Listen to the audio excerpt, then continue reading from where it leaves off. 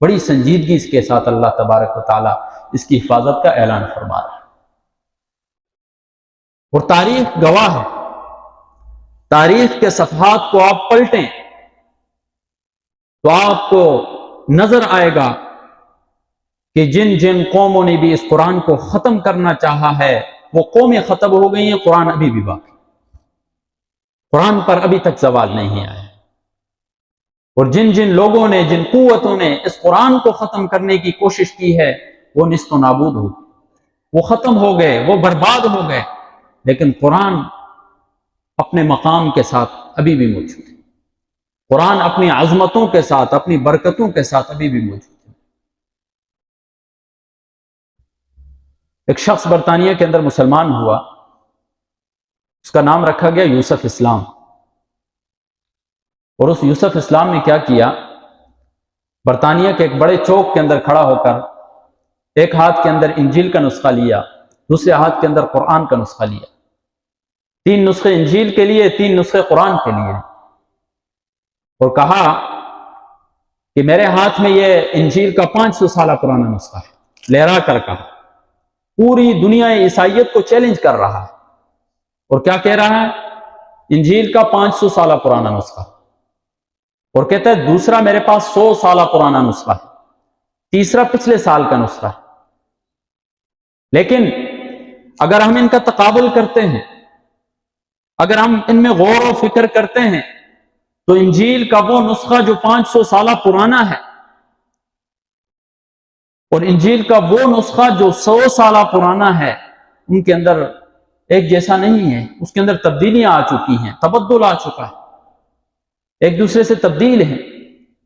اور اسی طرح جب پچھلے سال کے نسخے کو دیکھا جاتا ہے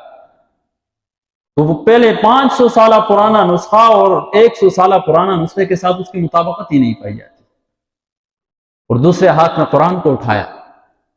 اور کہا کہ یہ قرآن کا 500 سالہ پرانا نسخہ ہے، پھر فرمایا یہ دوسرا نسخہ ہے، 100 سالہ پرانا نسخہ ہے، پھر فرمایا یہ پچھلے سال کی پرنٹنگ ہے۔ لیکن جب ہم دیکھتے ہیں کہ قرآن کا 500 سالہ پہلا نسخہ، پھر 100 سالہ پرانا نسخہ، پھر پچھلے سال والا نسخہ، ایک حرف کیا کسی زبر زیر کی بھی تبدیلی نہیں ہے اس کے اندر، اور قرآن کو ہاتھ میں اٹھا کر کہتا ہے کہ قرآن کے اتنے سالوں کے نسخوں کو دیکھ کر اس میں تبدیلی نہیں ہے، بلکہ 500 سالہ کیا 1400 سالہ پہلے بھی اگر قرآن جو تھا آج بھی وہی قرآن ہے۔ یہ قرآن کی حقانیت کی دلیل ہے، یہ اسلام کی حقانیت کی دلیل ہے، اور یہ مسلمانوں کی حقانیت کی دلیل کہ قرآن بھی سچا ہے، مسلمان بھی سچا ہے، اسلام بھی سچا ہے۔ تو اس قرآن کی حفاظت میرے رب نے لی ہے، اور جن قوموں نے اس کو ختم کرنے کی کوشش کی ہے وہ ختم ہو گئی۔ یہ واقعہ 1-2 دفعہ میں نے پہلے بھی سنایا ہے۔ رشیا کے اندر جب سوشلزم کا دور آیا اور حکومت وقت نے یہ فیصلہ کیا کہ قرآن پر پابندی لگائی جائے، مسلمان پر پابندی لگائی جائے، اسلام پر پابندی لگائی جائے، حتیٰ کہ اپنے بچے کو لا الہ الا اللہ کا ورد کرانا بھی جرم تھا،